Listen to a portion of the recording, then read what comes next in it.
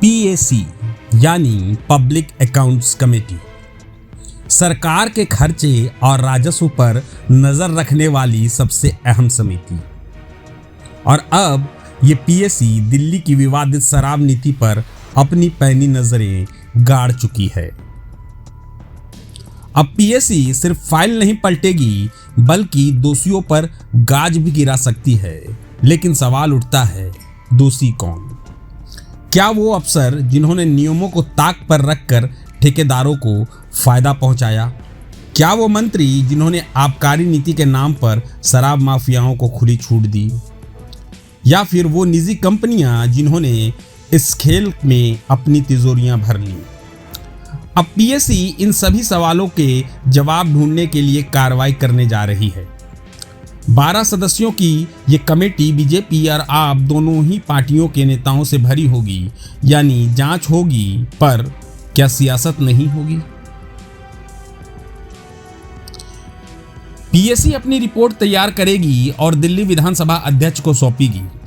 इसके बाद फैसला होगा कि सरकारी खजाने को नुकसान पहुंचाने वालों पर क्या कार्रवाई होगी।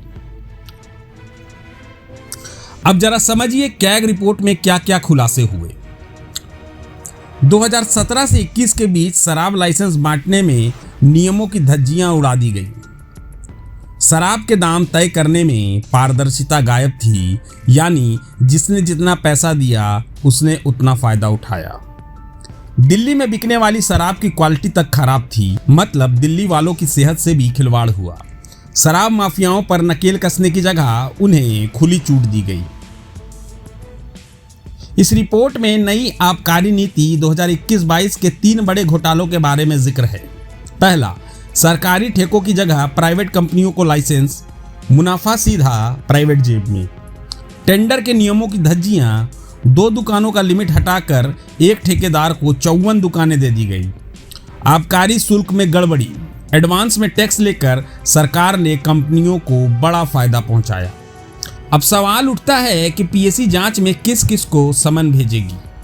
ये जांच सिर्फ घोटाले की नहीं बल्कि राजनीतिक भविष्य की भी है।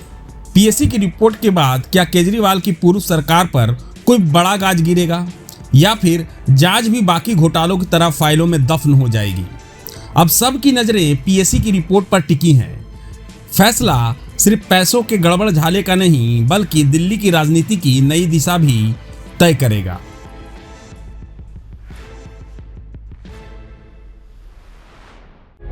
प्रभातखबर.com, विश्वास वही, रफ्तार